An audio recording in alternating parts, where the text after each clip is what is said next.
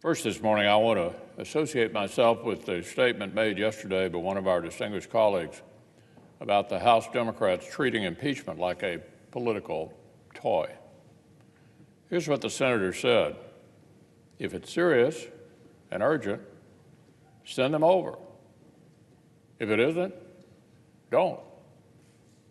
That, Madam President, was our Democratic colleague, the senior senator from California, the ranking member of the Judiciary Committee. And she wasn't alone. Quote, it's time to get on with it.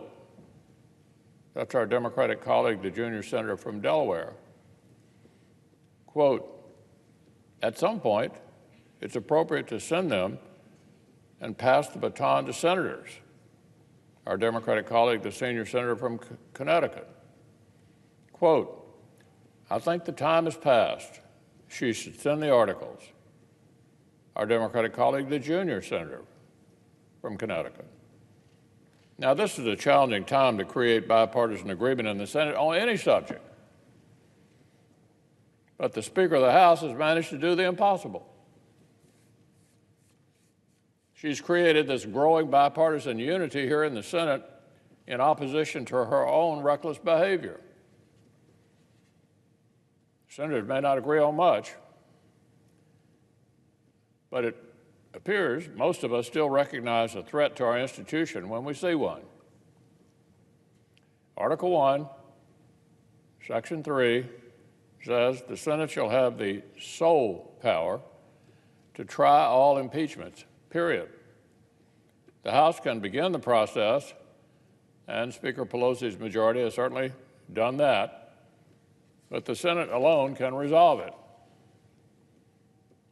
And yet for weeks now, the House majority has blocked the Senate from fulfilling our constitutional duty. In a precedent-breaking display of partisanship, the Speaker has refused to let her own allegations proceed normally to trial unless she gets to hand design various elements of our Senate process. In other words, the House Democrats already spent 12 weeks undermining the institution of the presidency with a historically unfair and subjective impeachment, and now for a sequel, they've come after the institution of the Senate as well.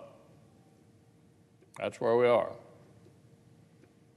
The dwindling number of our Senate Democratic colleagues who remain complicit in this must realize what they are doing. Should future House majorities feel empowered to waste our time with junior varsity political hostage situations? Should future speakers be permitted to conjure up this sword of Damocles at will and leave it hanging over the Senate unless we do what they say? Of course not. This week, the majority of the Senate stepped forward to make it perfectly clear that this conversation is over. The majority of this body has said definitively that we are not ceding our constitutional authority to the partisan designs of the Speaker. We'll not let the House extend its precedent-breaking spree over here to our chamber. There will be no unfair new rule book written solely for President Trump. The basic organization of the first phase of this trial will track with phase 1 of the Clinton trial, which all 100 senators voted for in 1999. I've said for months that is our preferred route. And by the way, Madam President, that is exactly what the American people want. 77% told a Harvard-Harris survey that the basic outline of the Clinton trial, reserving the witness question until later in the proceedings, ought to be good enough for this president as well.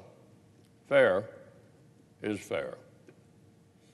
In the same survey, 58% of Americans said they want Speaker Pelosi to do her job and send the articles to the Senate rather than continue delaying. And it makes sense, Madam President, that American families have lost patience with this act just like we senators have lost patience with it. Because this is not just some intramural tiff between two houses in a bicameral legislature. This recklessness affects our entire country. When you take a step back, what has really happened over the last 3 weeks? What has happened? When you take a step back from the political noise and the pundits discussing leverage, by the way, that never existed, what have House Democrats actually done? This, Madam President, is what they have done. They have initiated one of the most grave and most unsettling processes in our Constitution and then refused to allow a resolution of it. The Speaker began something that she herself predicted would be so divisive to the country, and now she is unilaterally saying it cannot move forward to resolution. It's bad enough that House Democrats gave in to the temptation of subjective impeachment that every previous House for 230 years had managed to resist. However unwise, that is their constitutional prerogative. They get to start it if they choose, but they do not get to declare that it can never be finished.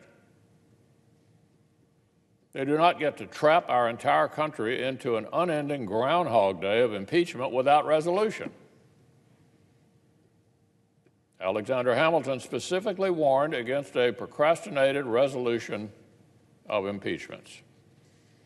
In part, that is because our duly elected president deserves a verdict, just like every American who is accused by their government deserves a speedy trial. But look, this goes deeper than fairness to one individual. This is about what is fair to the entire country. There's a reason why the framers did not contemplate a permanently unsettled presidency. That is true under any circumstances, but consider especially the circumstances of recent days. Even as the Democrats have prolonged this game, we have seen Iran escalate tensions with our nation. We live in a dangerous world. So yes, a House majority can create this temporary cloud over a commander-in-chief if they choose, but they do not get to keep the cloud in place forever. So look, there's real business for the American people that the United States Senate needs to complete. If the Speaker continues to refuse to take her own accusations to trial, the Senate will move forward next week with the business of our people. We will operate on the assumption that House Democrats are too embarrassed to ever move forward, and we will get back to the people's business. For example, the Senate continues to process President Trump's landmark trade deal, the USMCA, through our committees of jurisdiction. It passed the Senate Finance Committee this week by a landslide vote of 25-3, a major victory for the President and for working families. Now our other committees will continue their consideration. And there is more.